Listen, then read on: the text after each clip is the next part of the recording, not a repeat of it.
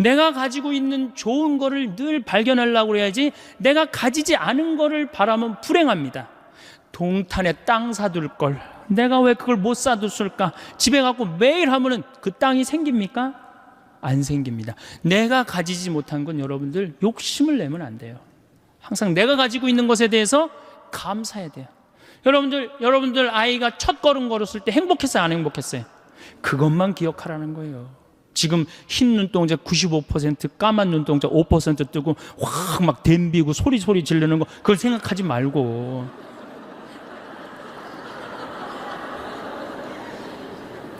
세 번째, 대화해라. 정말로 우리가 대화가 필요합니다. 이제 100년 동안 살 거예요. 여러분들 100년 동안 살 거기 때문에 이 대화가 꼭 필요합니다. 나하고 정신적으로 맞는 사람과의 대화, 이게 굉장히 중요해요. 물론 남편이면 가장 좋죠. 아내면 가장 좋죠. 남편과 아내가 안 된다면 성당에 영적으로 깊은 사람들이 분명히 있을 거예요. 그런 사람하고 친분을 가지세요. 밥 한 그릇 사줘가면서라도 투자하셔야 돼요. 여러분들 인생을 위해서 밥 한 그릇 사줘가면서 깊은 대화를 나눌 수 있는 그런 사람을 많이 가지고 있으면 있을수록 여러분들은 행복하게 살 수 있어요. 맨날 십자가의 길 20번 하루에 내가 해리라 그런다고 행복한 게 아니에요. 네 번째, 공부해라. 자, 여러분들 초등학교 6년, 중고등학교 6년, 대학교 4년, 12년, 16년 동안 공부해서 50살까지 먹고 삽니다. 50살까지. 자, 50살에서부터 100살까지 살려면 어떻게 해야 될까요? 다시 공부해야 돼. 근데 우리나라 사람은 공부를 안 해요. 이게 문제입니다. 큰 문제예요. 공부 안 하는 거. 다섯 번째, TV 시청을 반으로 줄여라. 지금 이 평화방송 중계하고 있는 걸로 알고 있는데 텔레비전이 문제 중에 문제입니다. 현대의 하느님이 누가 하느님이에요? 우리 예수님이 하느님이에요? 저는 예수님이 하느님이라고 생각하지 않아요.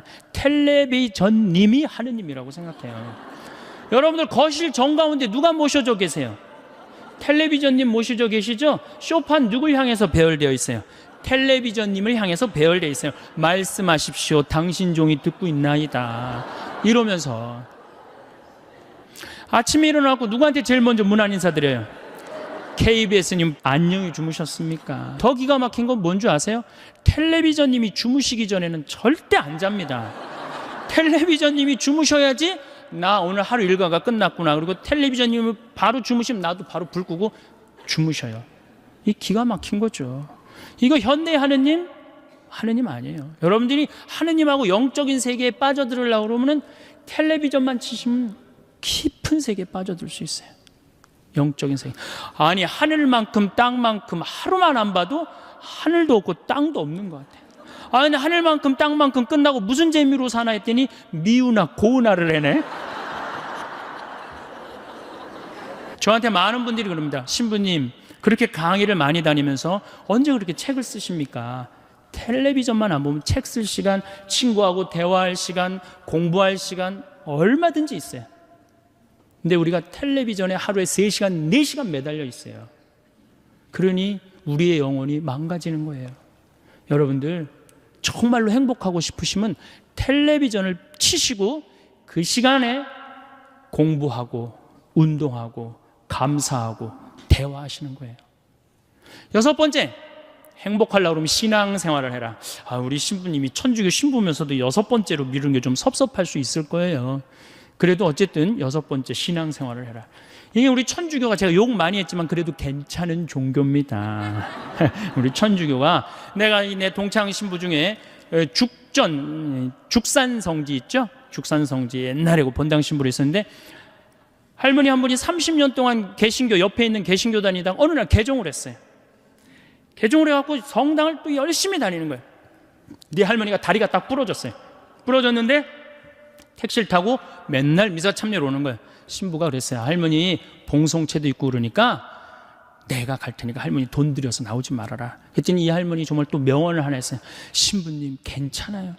내가 이 천주교 다니고 보니까 저 개신교 다닐 때보다 이 천주교 훨씬 싸게 먹히니까 괜찮다.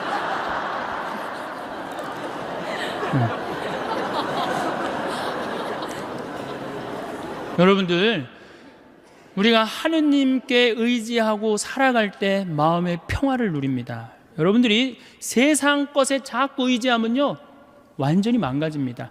여러분들 미국 서브프라임 일어났죠? 우리나라도 제가 보기에는 결코 안전한 지대가 아니에요. 여러분들 내 땅값 1억 2억 됐다고 마음이 붕붕붕붕 떠 있는데 붕붕붕붕 뜨면 떨어지게 돼 있어요.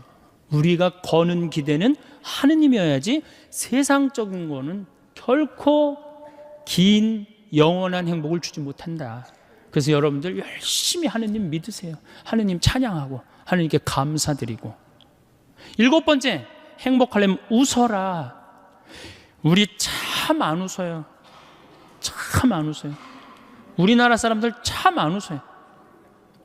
제가 이렇게 도시에, 저는 뭐 시골에 살지만 이렇게 도시에 이렇게 나와서 가끔 엘리베이터를 탈 때가 있어요. 그러면 이렇게 여자들은 좀 웃으면 그렇지만 남자들은 이렇게 눈이 마주치면 반드시 제가 이렇게 웃어줍니다. 그럼 저쪽에서도 웃어주면 정말 좋겠는데 저쪽에서는 눈빛이 내가 저놈을 어서 봤더라. 그러니까 내가 이게 빵긋 웃어준 내가 더 이상한 거예요. 빵긋 웃어준 내가 더 이상한 거예요. 그러니까 여러분들 사진 찍으라고 그러면은 웃는 사람 몇 명 있어요? 절대 안 웃죠. 안 웃어 버릇했으니까. 이게 마취를 하고 수술한 사람이랑 간지러움을 태우고 수술한 사람을 깨어날 때 누가 덜 아프다 그래요? 간지러움을 태우고 수술한 사람이 훨씬 덜 아프다. 웃는 건 우리 삶의 큰 활력입니다. 민주주의하고 공산주의하고 결정적으로 갈린 이유가 뭐예요? 민주주의가 승리하고 공산주의가 망한 결정적인 이유는 뭐예요? 저는 민주주의는 웃어서 일어난 거고 공산주의는 안 웃어서 망했다고 저는 생각해요. 여러분들 북한 공산주의를 이렇게 비춰줄 때 웃는 거 본 적 있으세요? 거의 없어요. 개그 프로그램이 없어요. 웃을 때 경쟁력이 생기는 거예요. 여러분들 주위에 참 잘 웃는 사람, 그 사람 경쟁력이 있어요. 생전 안 웃는 사람 경쟁력 있을 것 같아요? 절대 없습니다. 웃으면 한 560개의 얼굴에 주름이 생긴다고 그래요. 근육이 움직여서. 그런 분들은 웃으면 참 예뻐요. 특히 50대 후반의 그 초로의 여인이 이게 잔주름이 잔잔해 갖고 웃을 때 너무너무 예뻐요. 그런데 만약에 평생 웃지 않아 갖고 얼굴에 한 17개밖에 근육이 굵은 주름이 없어. 그분은 웃어도 무서워요. 여러분들 많이 웃으십시오. 웃는 거야말로 우리가 행복으로 갈 수 있는 지름길이에요. 그러니까 웃을 일을 많이 만들으세요. 유머도 좀 할 줄 알고, 웃긴 얘기도 좀 어서 좀 배워갖고 좀 남편한테도 한번 해주고. 8번째, 전화해라. 현대는 굉장히 외로운 병에 시달립니다. 근데 외로운 병에 시달리는 건 내가 먼저 시도하지 않기 때문이에요. 여기 혹시 어제 제가 앙성성당이라는 데서 하루 피정을 하고 왔는데 전부 다 할머니들이에요. 할머니들, 할아버지들이 있어갖고 제가 그랬어요. 자식들 다 도시에서 나가서 살지 않느냐고. 근데 도시에서 나가서 사는 자식이 전화 안 하면 섭섭합니까? 그랬더니 섭섭하대요. 섭섭할 시간 있으면 먼저 전화해라. 여러분들 자식들이 전화 안 한다고 섭섭할 시간 있으면 먼저 하시면 되잖아요. 나는 수원교구 신부인데 평창에 들어가서 살고 있어요. 그런데 나한테 전화 안 한다고 내가 괴롭다 뭐 이럴 시간 있으면 먼저 전화하면 돼. 내 동창 중에 우리 수원교구 복음화 국장을 하고 있는 신부인데 로마에 유학을 갔어요. 6년 동안 한 달에 3번씩 꼬박꼬박 나한테 전화해요. 생태마을 농사는 잘 되냐, 교육은 잘 들어오느냐, 넌 잘 있느냐. 한 달에 꼬박꼬박 쓰고 난 6년에 딱 한 번 전화했어요. 레오나르도 다빈치 공항에 내가 8월 30일 날 가니까 나와라. 딱 한 번. 그런데 그 신부를 싫어하는 신부가 없어요. 다 누구한테나 전화를 하니까. 그놈이 6년 동안 로마에서 나한테 전화해 주는데 얼마나 좋아요. 흠이 있다면 꼭 수신자 부담으로 하는 게 흠이기는 하지만.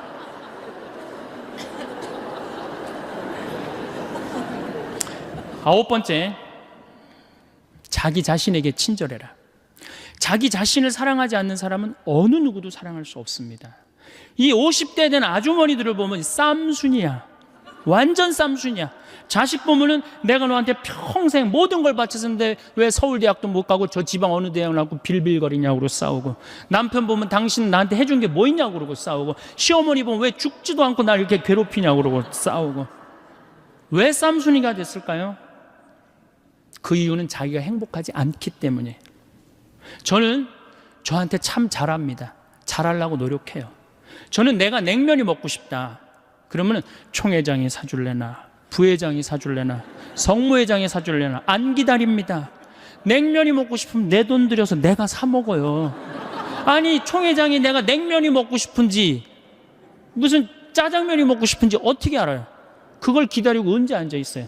여러분들도 여러분들 먹고 싶은 게 있으면 여러분들 돈 들여서 사 먹어요. 그리고 오늘 당장에 애들 학원 먼저 끊어요. 학원 끊고 그 돈 가지고 일단 여행 먼저 갔다 오세요. 그럼 자식한테 절대 원망하지 않습니다. 10번째, 이웃에게 친절해라. 9번째까지 하면은 매력 없는 사람이에요. 근데 우리 천주교 하느님 믿는다 그러면서 얼마나 우리가 정말로 강팍하게 사는지 몰라요. 정말 이 사람들이 매일 십자가 얘기라고 매일 참회 예절하는 사람인가 의심이 갈 정도로 강팍하게 삽니다. 여러분들 1,000원 가지고 괴로워하고 갈등하고 아파해 본 적 있어요, 없어요? 있습니다. 지하철을 탔어요. 갑자기 문이 열리더니 어두운 밤에 캄캄한 이러면서 아니 이 맹인이 이렇게 장님이 이렇게 지나가고 있어요. 그럼 그때부터 괴로워하기 시작하는 거예요. 1,000원을 줘야 되나 말아야 되나. 이게 앞에 지나가면 이게 얼굴이 빨개졌다 하얘졌다 합니다. 이걸 꺼내 아무도 안 주는데 이게 용기가 안 난다. 뒷꼭지 보고 무슨 생각을 하냐면 그래도 1,000원을 줄 걸. 이런 나를 하느님이 보고 무슨 생각을 할 것 같아요? 저걸 천당에 데리고 와야 되나 말아야 되나. 하느님도 똑같이 내가 이웃한테 베푸는 만큼 하느님도 베풀어요. 근데 이놈은 1,000원을 가지고 그렇게 갈등하고 괴로워하고 힘들어하니 그게 무슨 십자가 얘기를 했는데 무슨 소용이 있어요?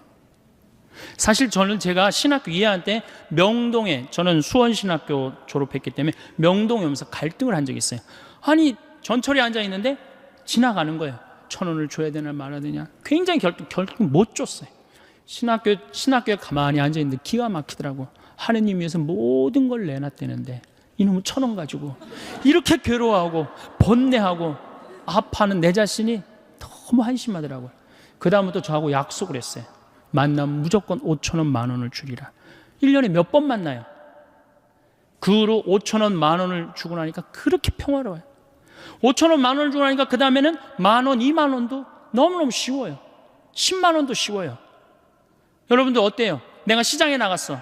시장에 나갔는데 저기서 이 다리 잘린 분이 고무 타이어하고 끌고 와. 야, 하늘나라에 공덕살 기회가 왔다 하고 내줘야 되는데 무슨 생각해?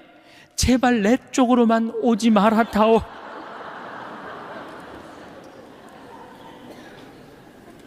그런 내가 정말로 행복한 사람이겠어요? 행복할 수가 없어요. 저는 교황님의 말씀이, 요한 바오로 2세 말씀이 정말로 현대인들한테 중요한 의미를 주고 갔다고 생각해요. 나는 행복했습니다. 여러분들도 행복하십시오. 여러분들 행복은 멀리 있는 게 아니에요. 제가 이거 조금 내용을 바꿨지만 영국 BBC에서 나는 불행하다 한 사람들 모아갖고 3개월 동안 시켰더니 아무것도 변한 게 없는데 이 세상이 너무 아름답다, 너무 행복하다, 그렇게 느꼈다는 거예요. 제가 본당 신부할 때 요한나라는 열심한 자매가 있었어요. 이 자매가 애를 4을 낳았어요.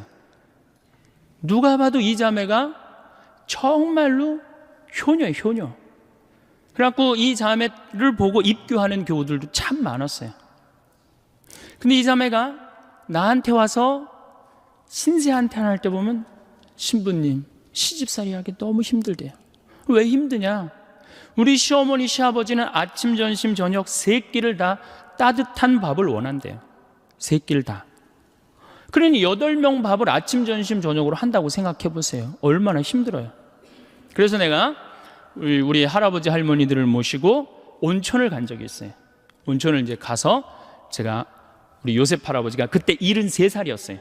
73살이요. 할아버지 왜 집에서 밥을 3끼를 꼭 다 드셔야 되느냐. 한 끼는 좀 노인정 가서 드셔라. 가서 좀 고수톱도 치고 친구들하고 놀고 그래야지. 며느리가 무슨 징역 사는 것도 아니고 하루 종일 집에 매달려서 시어머니 시아버지 뒷바라지라는 거 너무 힘들지 않느냐. 며느리도 아침 식사 이렇게 설거지 끝내고 학부형도 만나고 다니고 싶은데 좀 다니게 하면 얼마나 좋으냐. 그랬더니 이 할아버지가 저한테 화를 내는 거예요. 신부님, 저는 노인정 가기 싫다는 거예요. 아니 왜 노인이 노인정 가기 싫으냐? 그랬더니 이 할아버지 저한테 명언을 했어요. 형들이 심부름을 시켜서 가기 싫대요. 제가 조사를 해보니까 75살 이하를 뭐라고 부르느냐면 청노인이라고 그래요. 청년 노인이다 이거예요. 75살은 청년이에요. 청년. 이게 계산상 안 맞아. 계산상. 자식을 20년 키웠으면 20년만 받아 먹어야 될 거 아니야. 근데 요즘 20년 키우고 50년 받아 먹어. 50년. 그러니 자식들도 지치는 거예요. 지치는 거예요. 여러분들 생각해 보세요. 집에 내가 30살까지 키워놨는데 40이 돼도 장가 안 가고 빈둥빈둥거리는 놈이 있으면 미워요, 안 미워요? 밉죠? 반대로 한번 생각해 보세요. 아니 우리 엄마가 8, 90이 됐는데 죽지도 않고 그냥 뒷방에서 빈둥빈둥거리면 자식은 믿겠어요, 안 믿겠어요? 이게 여러분들만 이게 안 죽는 게 문제가 아니라 우리 신부들도 안 죽는 게 문제입니다. 우리 신부들도 안 죽어요. 제가 신부 될 때 수원교회 은퇴사제가 딱 한 분이 계셨어요. 근데 지금 19분이에요. 이분들이 우리 은퇴금을 다 썼어요. 지금 우리 은퇴사제들 제가 보기에는 한 80으로 늘려야 되지 않을까. 이탈리아는 실질적으로 이런 일이 있습니다. 93살 먹은 본당 신부님이 은퇴를 안 하는 거예요. 왜냐하면 신부는 은퇴하면은 찾아오는 사람이 누가 있어? 1년만 찾아오고 그 다음부터 아무도 안 찾아옵니다. 그러니까 이 신부님이 하여튼 정신이 오락가락하면서도 은퇴를 안 하는 거예요. 얼마나 정신이 오락가락하느냐? 이 장례 때 이게 장례인지 혼배인지 헷갈리는 거예요. 네. 그러니까 장례 때 혼배 강론하고 혼배 때 장례 강론하고 주교님이 머리가 아픈 거예요. 그래서 주교님이 하루는 이 신부님을 찾아가서 신부님 은퇴를 그렇게 하라고 그러셔도 은퇴도 안 하고 그러니까 내가 보좌 신부 하나 보내줄 테니까 웬만한 건 보좌한테 맡기고 신부님은 좀 주일 미사만 그렇게 하시라고. 신부님이 보좌를 준다니까 너무너무 좋잖아. 이태리는 한 신부님이 3성당을 맡고 그러거든요. 너무너무 좋으니까 이제 보좌를 기다렸는데 보좌가 딱 왔는데 70살짜리를 보낸 거야. 정말로 문제죠. 자, 왜 제가 늙는다는 것은 70이 되고 80이 돼도 돌아가시지 않는 건 큰 축복입니다. 큰 축복임에도 불구하고 우리나라에는 축복이 아닙니다. 이렇게 오래 살 줄 모르고 있는 돈 없는 돈 누구한테 다 줘버렸어요? 자식한테 다 줘버렸어요. 나이를 먹으면 3가지가 문제예요. 첫 번째 몸이 아프고, 두 번째 친구가 없고, 세 번째 돈이 없어요. 60년 70년 쓰면은 눈도 잘 안 보이고 귀도 잘 안 들리고 허리도 아프고 자꾸 짜증이 나죠. 여기저기 아프니까 짜증이 나고 신경질을 자꾸 부리게 됩니다. 여러분도 한번 생각해 보세요. 70, 80이 됐으면 머리도 하얗고 얼굴도 쭈글쭈글한데 웃어도 현찬을 판국에 거기다 신경질 부리고 짜증 부리면 어느 며느리가 좋아하겠어요? 기가 막히잖아요. 젊은 사람들은 나이 먹은 분들의 고통을 모릅니다. 뭐 때문에 힘들어하는지. 나이를 먹으면 제일 먼저 어디에 문제가 와요? 이에 문제가 옵니다. 어금니가 빠져요. 치과를 이렇게 가보면 의사가 하는 말이 할머니 틀니로 하려면 300만 원, 걸으려면 500만 원, 임플란트로 하려면 3천만 원입니다. 그 돈 있어요 없어요? 이렇게 오래 살 줄 모르고 있는 돈 없는 돈 자식들한테 다 줘버렸는데. 그러니까 이제 설 얼마 전에 설이 지났잖아요. 설 한 달 전에 아들한테 전화를 합니다. 얘야, 내가 요즘 이가 아파갖고 소화도 안 되고 골도 아프고 잠도 안 온다. 그럼 이 아들이 딱 알아들어야 되는데, 여기 지금 40대 되신 분들, 여러분들 어머니 아버지 이 어금니 몇 개 빠진 거 아는 분들 계세요? 없습니다. 그러니까 이 아들이 뭐라고 그러냐, 어머니 소금으로 양치하세요. 그래, 소금으로. 헬 이빨이 있어야지, 해든지 말든지 해야지. 아들은 모르는 거, 어머니 어금니가 있는지 없는지. 그래갖고 이제 2주 전에 이제 아들이 어머니 이 없으신 거 아니에요? 제가 해드릴게. 이러면 참 마음이 편안하겠는데 소금으로 해려니 이제 속이 끓는 거죠. 한 번 또 전화를 합니다. 내가 요즘 이가 더 아파갖고 소화도 안 되고 정말로 잠도 안 온다. 어머니 왜 내 말을 이렇게 안 들으세요? 소금으로 하라니까. 그래갖고 설날 갖고 용돈을 주고 가는데 딱 10만 원을 딱 주고 가면은 이게 이제 우라가 이제 우라통이 터지는 거예요.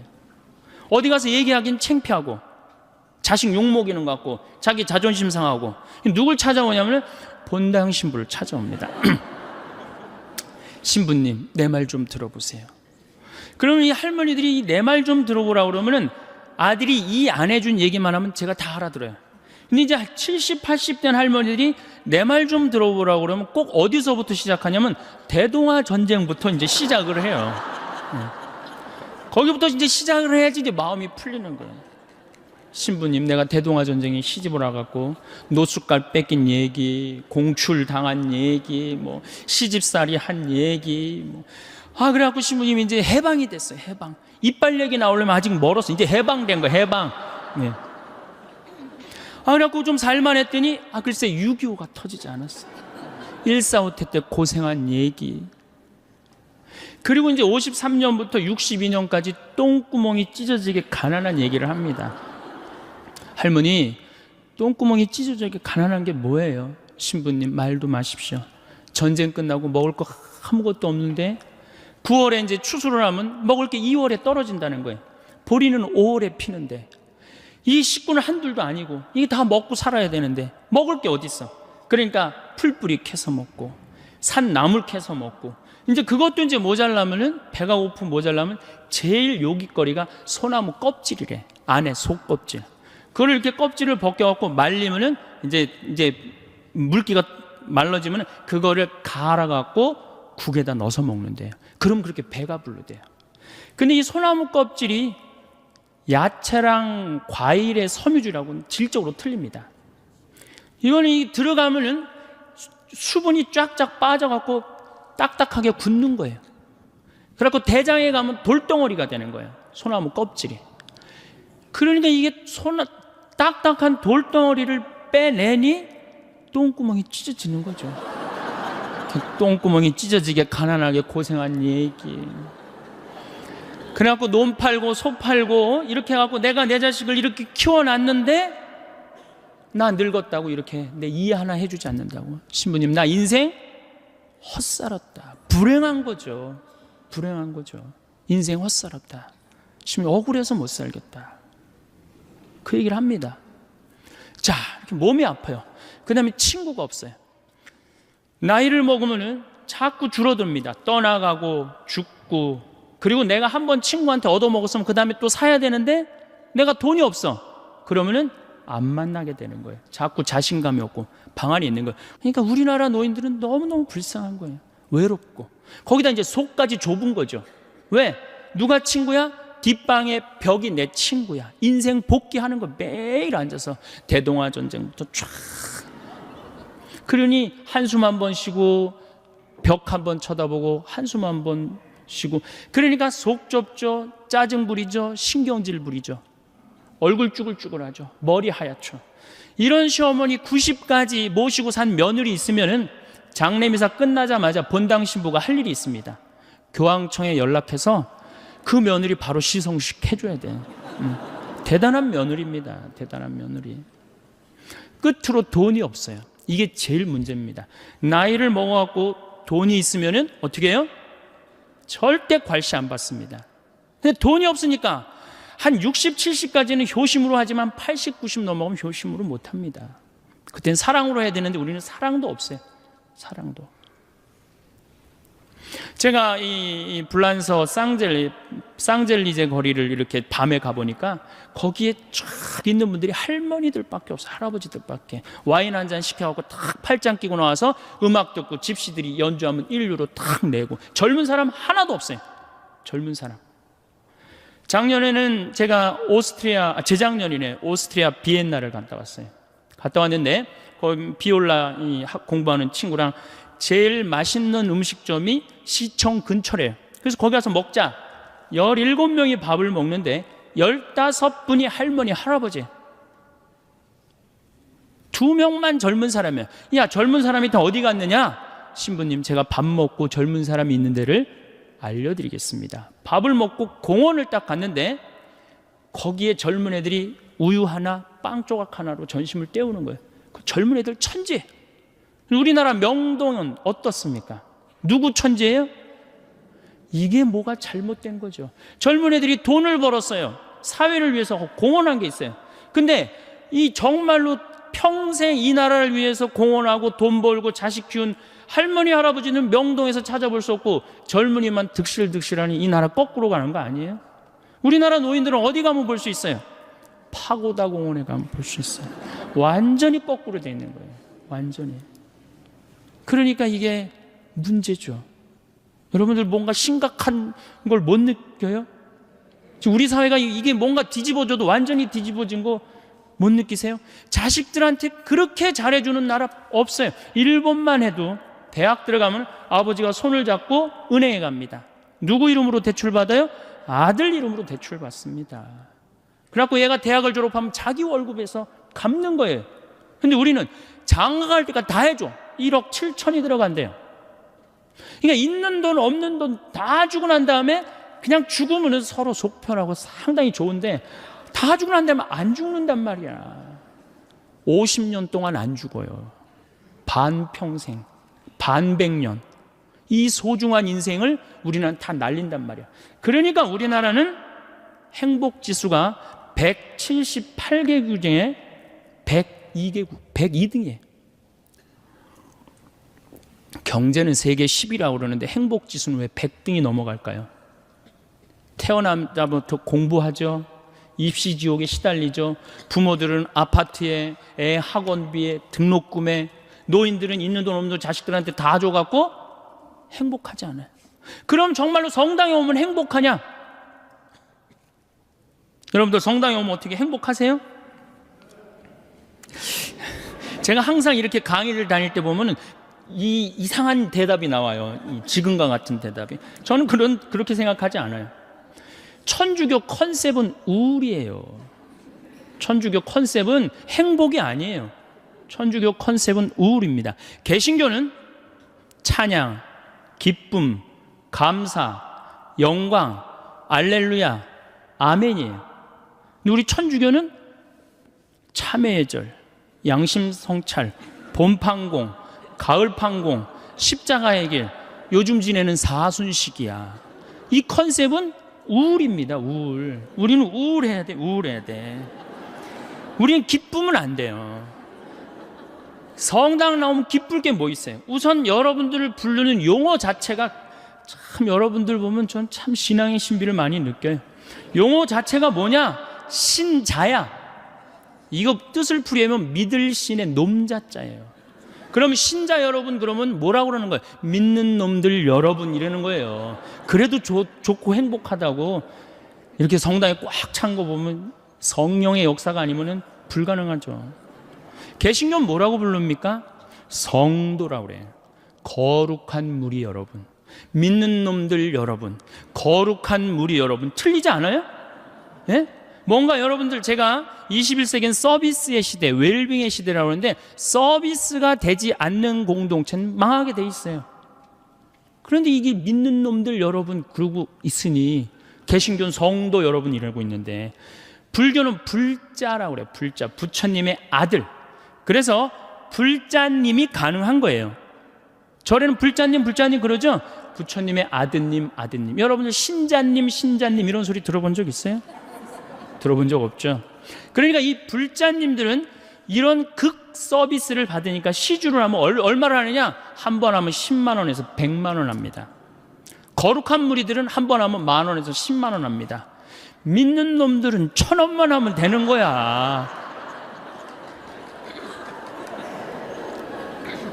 그러니까 천주교 교우들 헌금 안 낸다고 욕할 필요 하나도 없다는 거예요. 정말로 우리 교회가 교우들을 정말로 감동을 시켜주고 서비스를 해준다면은 전 교우들 헌금 많이 된다고 믿습니다. 네. 그래서 이 로리 베리 존슨이라고 최고 경영자 CEO라는 책을 쓴 개신교 이 미국의 그 컨설팅 회사 사장이 있어요. 그분이 예수님이 서비스의 CEO라는 거예요. 섬김의 CEO. 예수님이 이 세상에 오셔서 뭐라 그랬어요? 나는 섬김을 받으러 온 것이 아니라 섬기러 왔다. 마태복음 20장에 나오는 얘기예요. 또 마태복음 23장에 너희 중에 높은 자리에 앉고 싶으면 어떻게 해라? 낮은 자리에 가서 섬겨라. 이게 예수님이 마지막 날 그것도 모자라서 최후의 만찬 때 내 뜻을 이 친구들이 모르면 어떻게 할까? 마지막으로 보여주신 행동이 제자들의 발을 씻겨주는 거예요. 종이 돼서 섬긴 거예요. 내가 너희들을 섬겼듯이 너희들도 서로 어떻게 해라? 섬겨라. 그런데 우리는 섬기는 모습을 어디 가도 볼 수가 없어요. 우리 교회는 명령하고 통치하고 다스리는 면이 훨씬 큽니다. 섬기는 것보다는. 저는 얼마 전에 개신교 목사님들 헌금 무슨 세금 안 낸다고 막 큰 교회들 막 두들겨 저기 막 언론에서 그랬죠? 막 두들겼죠? 그런데도 거기에 3만 명, 5만 명 왜 맨날 올까요? 와서 행복하기 때문에. 내가 목사님이 그러는 거 상관없어요. 내가 와서 너무너무 행복해. 너무너무 기뻐. 그들은 일주일 내내 스트레스를 받아도 교회 가면 그 스트레스를 다 풀어. 근데 우린 일주일 내내 스트레스 받아도 성당 가도 또 스트레스 받는 경우가 많다 이거예요. 신부님 강론이 참, 뭐 저도 신부지만은 좀 그렇죠? 네. 우리 여기 대부분이 지금 여성들인데 시아버니 호랑새요, 시어머니 꾸중새요, 동생 하나 한림새요, 한량새요, 신우 하나 뾰족새요, 시아집이 뾰중새요, 남편 하나 미련새요, 자식 하나 우는새요, 나 하나만 썩을 셀새. 이 며느리들이 이렇게 스트레스를 받고 살아요. 귀 먹어서 3년이요, 눈 어두워서 3년이요, 말 못해서 3년이요. 석삼년을 살다 보니 배꽃 같던 내 얼굴 호박꽃 다 되었네. 3단 같던 내 머리 비사리 춤이 다 되었네. 비단 같던 내 고운 손결 오리발이 다 되었네. 이게 우리 며느리들의 아픔이고 고통이에요. 그래갖고 그냥 스트레스를 받아갖고 주일날 하루 이렇게 와서 좀 앉아서 위로를 받고 박수도 치고 좀 이게 좀 이렇게 좀 하려고 그러는데 우린 시작할 때부터 어떻게 해요? 미사 시작할 때부터 내 탓이요, 내 탓. 미치는 거죠. 이게 안 미치겠어요, 여러분들? 그러니까 이 성가 소리를 들어보면요, 정말 기가 막혀요. 이게 우울의, 우리 천주교 우울의 이 표상이 이 성가인데 그 중에 최고의 성가가 주여 임하소서예요. 얼마나 정말로 우울하게 부르는지 몰라요. 주여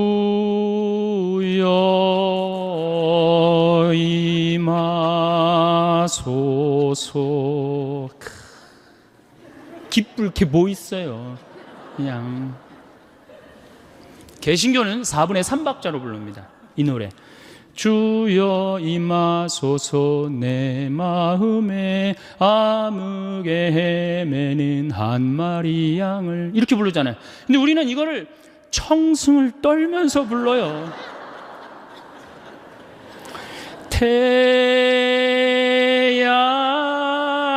태양과 같으신 사랑. 이거 뭐 여기에 무슨 뭐 찬양이 있고 경배가 있고 영광이 있어요. 그러니까 미사하고 나면 힘이 하나도 없는 거야. 일주일 내내 스트레스 받고 성당에 와서도 완전히 그냥 뭉개지고 가는 거예요. 그러니까 제 말은 천주교의 기본 컨셉은 우울이다 이거예요. 우울. 그럼 우울의 극치가 있어요. 성지순례입니다. 이게 우리 천주교 성지순례 이게 많이 바뀌어야 되는 건데 5월이나 9월 달에 성지순례를 가요. 그렇죠?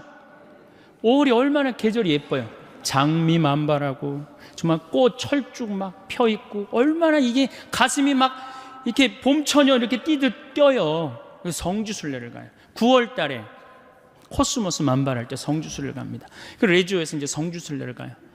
관광버스를 타고 가는 거예요. 하늘은 파랗고 정말 만물이 이제 뭐 생동하는 계절에 성지순례를 가는데 마음에 맞는 자매하고 또 같은 차에 타게 됐어. 옷도 예쁘게 입고 막 돈 이렇게 주머니도 차고 이렇게 간식도 찾는데 레지오 단장이 딱 보니까 이게 너무 들떴어. 우리 기본 컨셉은 우울인데. 그럼 이제 버스에 올라올 때 바로 묵죽 꺼내라 그래요. 묵죽. 그래갖고 이 고통의 신비를 이제 시작하네.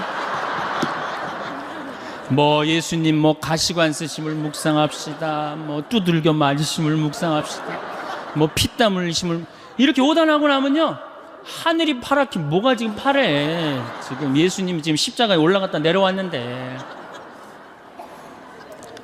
그것만 해도 제가 보기엔 충분해요. 그런데 이제 솔매를 이제 성지순례를 가면 이 또 누가 사회자가 김대건 신부님의 생애를 또 읽기 시작하네. 이 또 그걸 이제 구구절절히 읽으면 관광버스 안에 한숨 소리가 이제 나오는 거예요. 아유, 우리 신부님, 불쌍한 신부님. 그래갖고 이제 신부님이 이제 조선에 이제 부제 때 이제 이렇게 입국을 해서 보니 참 조선교회가 기가 막히잖아요. 신부 없이 39년에 다 돌아가셨으니 목자 없이 몇 년을 지낸 거예요. 성사를 했나, 미사를 영했나, 세례를 받았나. 그런데 빨리 내가 이 신부님들을 모셔와야 되겠다. 배를 타고 떠나는데 12m짜리 배를 타고 떠납니다. 이 어부들이 김대건 신부님이 해양법을 아는 줄 알았어요. 근데 김대건 신부님은 저쪽으로 가면 중국일 거다. 그리고 떠난 거예요. 그러니 고생을 얼마나 했겠어요. 정말 대단한 분이죠. 그래갖고 그냥 20일 동안 먹지도 못하고 난파를 당합니다. 노도 떨어지고 뭐 닷도 그냥 없어지고 하여튼 기적으로 이제 상황에 도착해갖고 신부님 서품을 받고 다시 돌아오죠. 똑같이 고생을 하는데 왔는데 제주도네. 조선인 줄 알고 왔는데 그래갖고 다시 또 이제 인천으로 들어가갖고 신부님이 사목 활동을 하다가 주무시지도 않고 사제가 더 필요하다 그래서 사제를 영입하려고 그러다가 순위도에서 붙잡히시죠. 6월 달에.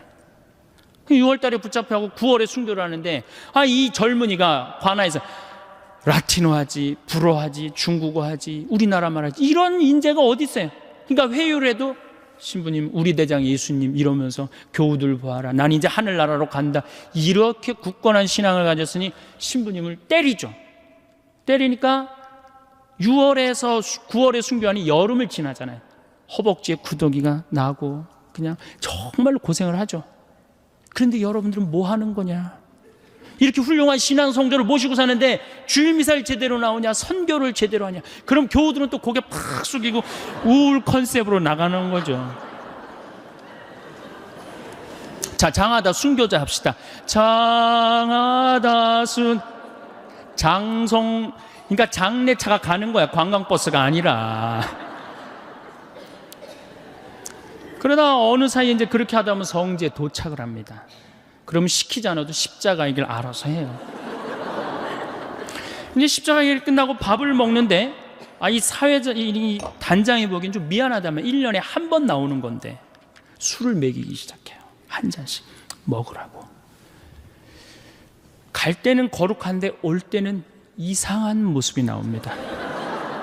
갈 땐 분명히 장하다로 갔는데 올 땐 차차차로 오는 거예요. 이게 우리 한국 천주교의 모습이에요. 한국 천주교의 모습. 개신교는 처음부터 거룩하게 가서 끝까지 거룩하게 옵니다. 중간에 뭐 노래하고 박수치고 춤추고 없어요. 왜? 이미 교회에서 다 했기 때문에 이건 성지순례로 끝나는 거예요. 우리는 한 번도 한 적이 없어. 이제 1년에 유일하게 한 번 스트레스 풀 수 있는 시간은 돌아오는 길이야. 그 시간은 광란의 시간이 돼야지 스트레스를 푸는 거예요. 미치는 거죠. 통제가 안 돼요. 그 시간에는. 보면 화장실 갈 때도 춤추고, 제가 이렇게 성지순례 다닐 때마다 저 사람이 저런 끼가 있는 줄은 꿈에도 몰랐다. 그런 사람이 참 많아요. 1년 내내 고개 숙이고 다니니까 얌전한 줄만 알았지. 제가 하여튼 그 초년도에 어느 본당에 보좌신부를 했었어요. 보좌신부를 했는데 굉장히 13,000명 본당이었어요. 7개 꿀이야. 이제 그 여성 꾸리아가 성지순례를 하는데 관광버스가 10세대가 가는 거예요. 10세대가. 근데 이제 보좌 신부랑 가고 싶은 거예요. 꼬시는 거예요. 신부님, 우리랑 성지순례 가요. 난 싫습니다. 그때만 해도 대단했거든요. 요즘은 좀 덜하지만. 왜 가기 싫습니까? 아니, 갈 땐 거룩한데 올 땐 너무 정신이 없어서 난 싫다. 걱정하지 말고 그런 일이 있어도 우리가 막아주겠다. 네, 알겠습니다. 갔어요. 갈 땐 정말 거룩하게 가더라고요. 근데 올 때는요, 이게 장난이 아니에요. 이 아파트촌에 있었던 성당인데 젊은 엄마들인데, 아니 내리자마자부터 술을 박스로 먹더니 올라서서 취해갖고 그 복도 사이에 나와갖고 막 관광버스 춤을 추는 거예요. 막 오르니까 젊은 보좌 신부랑 춤을 추고 싶은 거예요. 끌고 나가려고 그러는데 단장님들이 막았어요. 좀 맨 앞자리에 앉았고 결국은 끌려 나갔어요. 저는 춤출 줄 모릅니다. 아, 신부님 걱정하지 마세요. 우리가 다 알아서 할 테니까. 어떻게 알아서 해요? 내 손을 붙잡더니 막 추는 거예요. 한 5분 정도 이제 자매님들하고 춤을 춰갖고 이제 들어오려고 그랬더니 어딜 들어가니 오늘은 안 된다. 내 이 양복 뒷덜면 힘이 왜 이렇게 좋아? 그러니까 갈 때는 자매님들인데 올 때는 아줌마로 변합니다. 아줌마로. 그래갖고 좀 앞에서 막 춤을 추면 저 뒤에서 뭐라고 그러냐? 야, 니네만 신부님 데리고 놀지 말고 뒤로 좀 보내. 앞에서 뒤까지 그냥 통제가 안 돼요. 통제가. 근데 저는 충분히 이해를 해요. 아니, 더 심하게 놀아도 전 된다고 생각해요. 더 심하게. 어쨌든 경찰이 뭐 있다 그래도 앉지도 않아요. 보라고 그러고 막. 그런데 성당 도착 2km 전에 기적이 일어납니다. 누가 갑자기 마이크를 잡더니 하늘에 계신 우리 아버지 이러면요, 자기 자리로 다 뛰어들어가. 알아서. 난 하늘에 계신 우리 아버지가 그렇게 전능한지 그때 알아봐요. 네. 은총이 가득하신 마리아 하면은 이제 머리를 쓰다듬습니다. 머리를 성모님이 마음을 가라앉혀 주죠.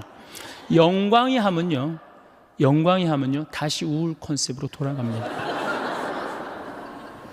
아니, 누가 하느님을 믿으면서 그렇게 우울하라고 그랬어요? 누가 하느님을 매일 성체를 영하면서 누가 그렇게 우울하게 살라고 그랬어요? 여러분들, 예수님께서요, 첫 강론, 당신이 구원 사업의 첫 강론이 뭐였느냐 하면은, 구약 성서는 해지 말아라, 이거 하면 안 된다, 저거 하면 안 된다, 이렇게 하면 안 된다, 맨 해지 말아야 했는데, 예수님의 첫 강론은 뭐였냐면 해라야. 해라. 어떻게 해라? 행복해라. 첫 강론이 산상설교예요. 행복해라. 마음이 가난한 사람들 행복해라. 마음이 온유한 사람들 행복해라. 마음이 깨끗한 사람들. 첫 강론이 행복해라라는 강론이면 예수님이 우리에게 주고 싶었던 건 뭐였을까요? 행복입니다. 우리는 하나님을 믿으면서 행복해야 돼요. 근데 그놈의 행복은 다 2000년이 지나고 난 다음에 어디 가고 우리는 우울만 남아 있습니까? 5장 8절에 뭐라고 그러시냐면은, 너희는 기뻐하고 즐거워하여라. 하늘나라에서 받을 상이 크다. 이 기가 막힌 예수님의 강론을 우리는 왜 까먹고 사는지 몰라요. 이걸 이어받은 사도 바오로가 데살로니가전서 5장 16절에 뭐라고 그래요? 항상 기뻐하시오, 항상 감사하시오, 항상 기도하시오, 이랬잖아요. 근데 우리는 늘 우울해요. 그래서 이게 지금 3시간짜리 강의인데 제가 1시간으로 줄인 겁니다. 제가 어디 강의를 갔는데 강의가 끝나고 난 다음에 어느 중학교 선생님이 저를 찾아왔어요. 신부님, 우리 학교에 큰일이 났습니다. 뭐 이렇게 큰일이 났습니까? 그랬더니 남자 학부형들이 대책회의를 한대요. 무슨 대책회의를 하냐? 1등부터 10등까지는 여자아이들이 하고 11등부터 남자아이들이 한대요. 그래갖고 어떻게 하면 우리 아들을 10등 안으로 집어넣을 수 있을까? 그 대책회의를 한대요. 그래서 21세기는 정말로 여성의 시대다. 왜 여성의 시대가 왔느냐? 왜 남자아이들이 시험을 못 보느냐? 조사를 해봤는데 이유는 딱 한 가지래. 컴퓨터 게임 때문에 그렇다고 그래요. 지금 중고등학교 아이들 모든 가정의 갈등의 원인은 컴퓨터 게임입니다. 그 다음에 또 남자의 특성 중에 하나는 개떼처럼 몰려다니는 걸 좋아한대, 남자애들. 그러니까 이 여자아이들하고 경쟁해서 이길 수가 없다는 거예요.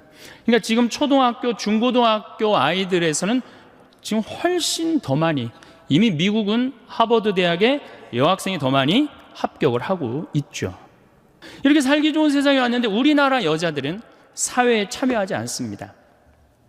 16대 국회의원 때 우리나라 여성 국회의원이 16명이었어요. 300명 중. 17대 39명이었어요. 10% 겨우 넘었습니다. 스웨덴은 47%, 덴마크는 28%. 그러니까 잘 사는 나라일수록 어때요? 여성의 사회 참여율이 높습니다. 근데 우리나라는 이렇게 살기 좋은 세상에 왔는데 우리나라 여성들은 사회에 관심이 없어요. 엎어지든 뒤집어지든 대운하가 되든 말든 그게 그렇게 중요하지 않습니다. 정말 중요한 건 뭐예요? 자식 교육. 여기에 미쳐 있어요. 또 하나, 텔레비전. 이 두 가지에 미쳐 있어요. 이게 정신이 없는 거예요. 이 자식 교육을 보면은 우리나라 여성들이 얼마나 자식 교육에 미쳐 있느냐 하면은 요즘 엄마들은 애를 하나밖에 안 놓잖아요. 하나밖에 안 놓으니까 임신을 딱 하는 순간 내가 하느님께서 나에게 정말로 생명을 주셨구나. 이 생명이 세상에 나와서 행복하게 살았으면 좋겠다. 이 자연을 마음껏 누리고 살았으면 좋겠다. 이런 생각 안 합니다. 임신하는 순간 내 뱃속에 서울대학 C가 들어왔다고 생각을 해요. 서울대학 C가. 이 C를 잘 꽃피워갖고 서울대학에 집어넣어야 된다고 생각을 해요. 그래서 이 C한테 글자를 가르치기 시작합니다. 도화지에 이렇게 써놓고 대한민국, 대통령, 뭐 판사, 좋은 건 다. 요즘은 2개 국어를 할 줄 안다고 애들이 뱃속에서 알아듣는다고 영어로 How are you today, my baby? It's cold. 요즘 춥다 이거죠. 그리고 영어로 얘기를 한다는 거예요. 그러니까 얘는 뱃속에 있으면서부터 교육을 받습니다. 이걸 뭐라고 그러냐면 태교라고 그러죠. 참 불쌍한 아이들이죠. 엄마의 태를 열고 세상에 나왔어요. 세상이 얼마나 이뻐요. 구름도 예쁘고 지금 달이 너무너무 이쁘게 떴더라고요. 달도 이쁘고 별도 이쁘고 비도 이쁘고 눈도 이쁘고 그 이쁜 걸 아파트 베란다 창문을 통해서 보고 싶은데 이 잔인한 엄마들이 너는 세상을 볼 시간도 없고 자격도 없어. 그래서 아파트 베란다 창문, 큰 창문의 한쪽에는 가나다라마바 차타카차를 붙여놓고 또 반대 창문에는 A, B, C, D, E, F, G를 붙여놓는단 말이에요. 누워서 모빌이 돌아가는데 기역, 니은, 디귿, 리을이 돌아가요. 창문을 봐도 글자, 모빌이 돌아가는데도 글자. 겨다닐만 할 때 되면 우리 엄마들이 어떻게 하느냐? 텔레비전에는 텔레비전이라고 그 밑에다 써놓고, 의자에는 의자라고 써놓고, 냉장고에는 냉장고라고 써놔요. 어딜 가도 글자니까 요즘 애들이 몇 살에 한글을 띄냐면 5살이면 한글을 띱니다. 모르는 글자가 없어요. 우리 생태마을에 이 아빠 캠프를 옵니다. 아이들이 5살 어린이집 아이들이 보편제한 기도를 읽어요. 그게 기가 막히잖아요. 천재 아니야, 천재. 저한테 데리고 옵니다. 여러분들 40대 넘은 분들 중에 혹시 글 띄고 학교 들어가신 분들 계세요? 전 초등학교 1학년 내내 빵점 받았어, 받아쓰기. 글이 뭔 줄 알고 들어가요. 어느 날 어머니가 여기 수건 달아주니까 이게 학교 가는 건가 보다 하고 갔죠. 근데 그런 엄마가 내 아이가 5살 때 한글을 띄었다. 흥분됩니까? 안 됩니까? 흥분되죠. 저한테 데리고 옵니다. 신부님, 우리 애가 천재인가 봐요. 왜요? 텔레비에 나오는 글자 모르는 글자가 없어요. 안수기도 축복기도 해달라는 거죠. 천재한테. 그럼 내가 걔 머리에 손을 얹고 뭐라고 기도를 하냐면은 이제 네 인생은 쫑났다. 내가 이렇게 기도해줘요. 이 5살 때는 고정적인 개념을 가르쳐주면 얘가 똑똑 바보가 된다고 그래요. 글자는 잘 알지만 다른 걸 전혀 모른다는 거예요. 똑똑 바보가 되는 거예요. 그리고 나중에 이제 누구 인생도 같이 쫑납니까? 엄마 인생도 같이 쫑나는 거예요. 아, 천재인 줄 알고 초등학교에 넣어놨더니 남들하고 섞어놓으니까 어때요? 똑같네. 불안하고 초조하죠. 그러니까 학원에 보내기 시작해. 속셈 학원, 뭐 나눗셈 학원, 뭐 영어 학원, 뭐 요즘 서당도 있어요. 서당, 뭐 태권도 학원, 뭐 애가 무슨 실험 도구 대상도 아니고 얼마나 불쌍해요. 그래갖고 초등학교 끝나면 이제 중고등학교 때 전쟁을 합니다. 아이랑 학원에 가느냐 안 가느냐. 신부님은 애를 안 낳아서 모르지만 이게 너무는 이게 안 됩니다. 이게 그럴 문제로 끝나는 게 아니에요. 어쨌든 울며 불며 달래갖고 서울대학은커녕 무슨 저 지방에 무슨 제3대학에 이제 들어갔어 얘가. 그래갖고 얘가 졸업을 해갖고 취직을 했어요. 장가까지 보냈네. 그럼 부모 역할 다 한 거야 안 한 거야? 다 했죠. 부모 역할 다 했으면 어떻게 해야 돼요? 줘야지. 부모 역할 다 했으면. 근데 이 21세기에 정말 심각한 문제는 뭐예요? 안 죽는 거예요. 이게 안 죽어요. 대개 장례미사 할 때 보면 90세입니다. 재수 없으면 100살까지 산다는 얘기예요. 여러분들 전부 다. 많은 분들이 지금까지 누군가를 위해 살아왔습니다. 가족을 위해, 일을 위해, 주변 사람들을 위해 자신의 시간과 에너지를 아낌없이 쏟아부었습니다. 그렇게 살아온 날들이 헛되지 않았고 그 덕분에 소중한 것들을 지켜낼 수 있었습니다. 하지만 이제는 조금 다르게 생각해 볼 필요가 있습니다. 내가 원하는 것, 내가 좋아하는 것, 내가 행복해지는 일에 더 많은 관심을 가져도 괜찮습니다. 아니, 그래야만 합니다. 남을 위해서만 살던 삶에서 벗어나 나를 위해 살아가는 용기를 내야 할 때입니다. 그것이 이기적인 것이 아니라 오히려 나를 지키고 나를 사랑하는 사람들과 더 건강한 관계를 유지할 수 있는 방법입니다. 누군가를 위해 살았던 시간이 아깝다는 말이 아닙니다. 다만 이제는 나를 위한 시간도 가져야 한다는 것입니다. 나를 위해 무언가를 한다는 것은 사치가 아닙니다. 맛있는 음식을 먹고 가보고 싶었던 곳에 가고 배우고 싶었던 것을 배우는 일은 삶을 더 풍요롭게 만들어줍니다. 많은 분들이 이런 일들을 미루며 살아왔습니다. 나중에 하면 되지. 지금은 아니야. 이건 나한테 너무 과한 거 아닐까 하는 생각들이 머릿속을 채웠습니다. 하지만 그 나중은 언제일까요? 내일이 올지, 다음 달이 올지, 내년이 올지 아무도 장담할 수 없습니다. 지금 이 순간이 가장 중요합니다. 지금 내가 먹고 싶은 것을 먹고, 가고 싶은 곳에 가고, 하고 싶은 일을 하는 것이 진짜 삶을 사는 방법입니다. 미루면 미룰수록 기회는 사라지고 할 수 있는 일들도 줄어듭니다. 나에게 투자하는 것은 단순히 물질적인 것만을 의미하지 않습니다. 마음의 평화를 찾는 것, 새로운 경험을 하는 것, 즐거움을 느끼는 것 모두가 나를 위한 투자입니다. 가끔은 아무 이유 없이 꽃을 사도 좋고 맛있는 과일을 사서 먹어도 좋습니다. 조금 비싸더라도 편한 신발을 사고 마음에 드는 옷을 입는 것도 나를 위한 선택입니다. 이런 작은 결정들이 모여 삶의 질을 높여줍니다. 내가 행복해야 주변 사람들도 편안해집니다. 내가 웃어야 가족도 웃고 친구들도 즐겁습니다. 행복은 전염되는 것이니까요. 나를 돌보는 일은 결국 나를 사랑하는 사람들을 돌보는 일이기도 합니다. 내가 불행하면 주변 사람들도 그 무게를 함께 짊어지게 됩니다. 반대로 내가 행복하면 그 기쁨이 자연스럽게 퍼져나갑니다. 그렇다면 나를 위해 가장 먼저 해야 할 일은 무엇일까요? 바로 건강을 챙기는 것입니다. 돈이 아무리 많아도 몸이 아프면 아무 소용이 없습니다. 가보고 싶은 곳이 있어도 걸을 수 없으면 갈 수 없고 하고 싶은 일이 있어도 체력이 없으면 할 수 없습니다. 건강은 모든 것의 기본입니다. 건강을 잃으면 모든 것을 잃는 것과 마찬가지입니다. 그래서 지금부터라도 매일 조금씩 움직여야 합니다. 거창한 운동을 할 필요는 없습니다. 매일 30분씩 걷는 것만으로도 충분합니다. 집 근처를 천천히 산책하거나 공원을 한 바퀴 도는 것만으로도 몸은 달라집니다. 걷기는 가장 쉽고 가장 안전하며 가장 효과적인 운동입니다. 가벼운 근력 운동도 도움이 됩니다. 집에서 할 수 있는 간단한 스트레칭이나 맨몸 운동만으로도 근육을 유지할 수 있습니다. 계단을 오르내리거나 의자에서 일어섰다 앉기를 반복하는 것도 좋은 운동이 됩니다. 중요한 건 매일 규칙적으로 하는 것입니다. 한 번에 많이 하려고 하지 말고 조금씩 꾸준히 하는 것이 훨씬 효과적입니다. 몸이 건강해지면 마음도 건강해집니다. 움직이고 나면 기분이 좋아지고 잠도 잘 오고 식욕도 좋아집니다. 하루의 리듬이 생기면서 삶이 더 활기차게 느껴집니다. 운동은 단순히 몸을 움직이는 것이 아니라 삶 전체에 활력을 불어넣는 일입니다.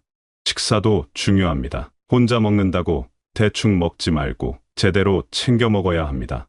세 끼를 규칙적으로 먹고 영양소를 골고루 섭취하는 것이 중요합니다. 특히 단백질을 충분히 먹어야 근육이 유지됩니다.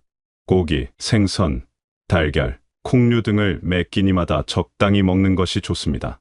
채소와 과일도 빠뜨리지 말아야 합니다. 몸에 필요한 비타민과 미네랄을 공급해주기 때문입니다. 물도 자주 마셔야 합니다. 목이 마르지 않아도 의식적으로 물을 마시는 습관을 들이면 건강에 큰 도움이 됩니다. 하루에 6잔에서 8잔 정도 마시는 것이 적당합니다. 식사를 거르지 않고 제때 먹고 골고루 먹는 것이 건강의 기본입니다. 수면도 신경 써야 합니다. 잠을 잘 자야 다음 날 활기차게 보낼 수 있습니다. 밤에 잠이 오지 않는다면 낮에 더 많이 움직이고 저녁에는 자극적인 것을 피하는 것이 좋습니다. 정해진 시간에 자고 일어나는 규칙적인 생활이 수면의 질을 높여줍니다. 잠자리에 들기 전에 핸드폰을 보거나 TV를 보는 것도 수면에 방해가 됩니다. 침실을 어둡고 조용하게 유지하고 편안한 온도를 유지하는 것도 중요합니다. 건강을 챙기는 일은 지금 당장은 귀찮고 힘들게 느껴질 수 있습니다. 하지만 이것이야말로 미래의 나를 위한 가장 확실한 투자입니다. 앞으로 10년, 20년을 어떻게 보낼지는 지금 내가 어떻게 몸을 관리하느냐에 달려 있습니다. 건강만큼이나 중요한 것이 관계입니다. 사람은 혼자 살 수 없습니다. 함께 이야기하고 웃고 시간을 보낼 사람이 필요합니다. 그런데 관계는 저절로 유지되지 않습니다. 자연스럽게 만나는 일이 줄어들고 서로 연락하는 횟수도 줄어듭니다.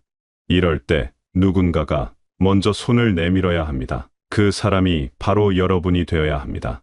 기다리기만 해서는 아무것도 바뀌지 않습니다. 먼저 연락하는 것이 부담스럽게 느껴질 수 있습니다.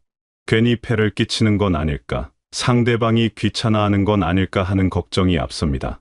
하지만 대부분의 사람들은 연락을 받으면 기뻐합니다.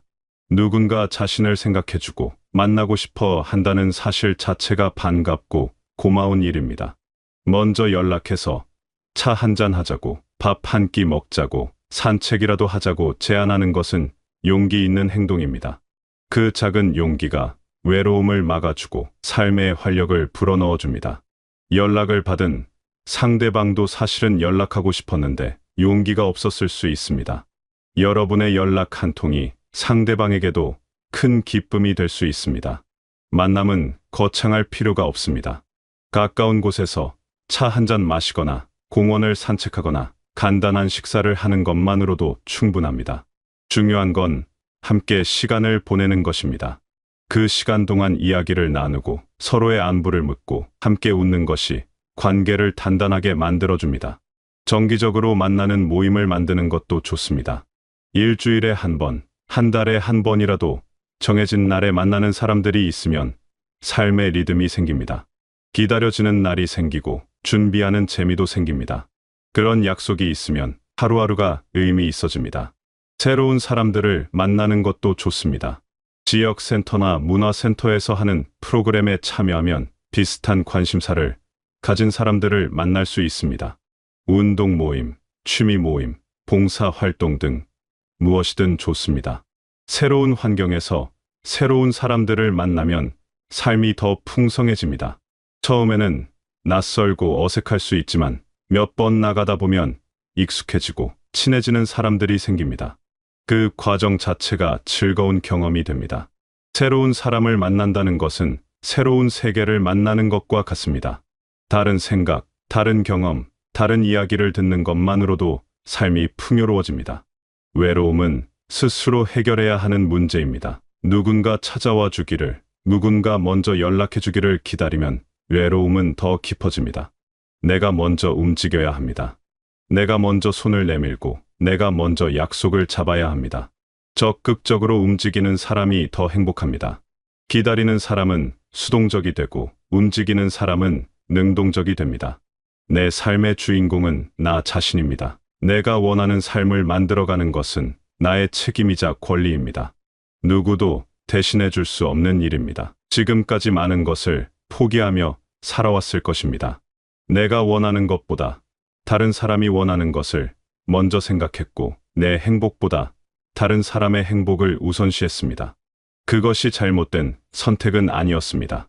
하지만 이제는 다르게 살아도 됩니다. 나를 먼저 생각하고 나를 먼저 챙기고 나를 위해 시간과 돈을 쓰는 것이 당연한 일입니다.